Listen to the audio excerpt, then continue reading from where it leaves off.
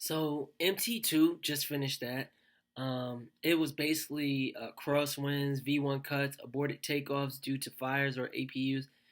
We did evacuation drills, single engine ILS, single engine go arounds, single engine non precision approaches, the gusher arrival into Houston, a bounce landing and we did holding using green needles, which is some instrument initial general aviation stuff. Uh, Message. So MT2 was it surprisingly I didn't have any issues because those V1 cuts during recurrent usually kick my butt, but I actually nailed all of the ones we did. We did about three V1 cuts, and then we did three V1 cuts starting from clear day to the weather being a little less uh, decreasing, like the weather just kind of starting to suck. And then the third one was a little bit more windier. You had a crosswind and 500 RVR visibility and taking off into that. And we also, similar to also doing the single engine ILSs into it, the weather was good, it got worse, and it got worse. Um, I learned a lot in all of these. Like it's really cool to be at this point in my career and still learning. I'm pretty sure. I mean, I'm still fairly new, but I thought I kind of knew everything I did.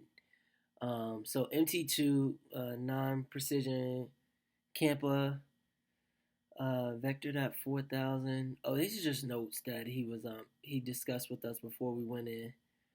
He talked about how we should decide when we should start down. I don't want to go into the math. Um, let's see. Yeah, he was pretty impressed. I think his biggest takeaway is for me it was like I didn't hit the go around buttons, but I mean I pitched up in full power, but just remembering that and I like to not do make the same mistakes twice. So after he told me twice, maybe I don't like to make the same mistakes three times, but after he told me twice, I got it. And then I don't think there's going to be a problem in the future because of the training. Um, he also said, don't joke around in the sim. He was a really serious instructor, like which is fine. I'm all for it. I'm 30, my partner's 24, and like we can both fly pretty well.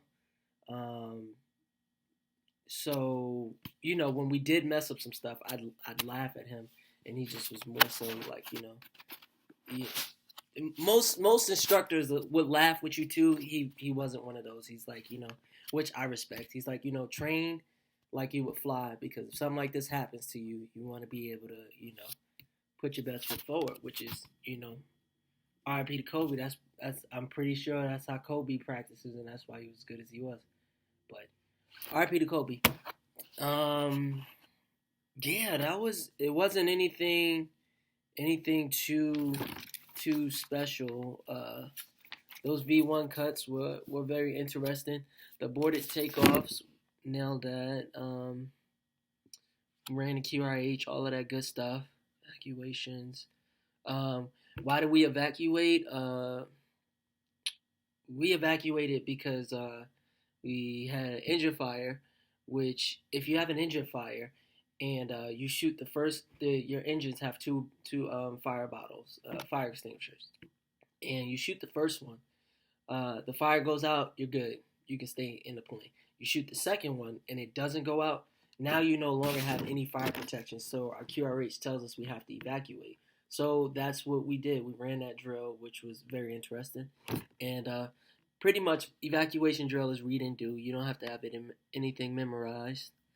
And fire drill, the bounce landing. Oh my God, the sim hits very hard. Like you come in, and that approach is nice and smooth, and then the sim will just drop you like on purpose, and you go around. So that was normal, interesting stuff. That's all I got. I will see you guys for MT3. See ya!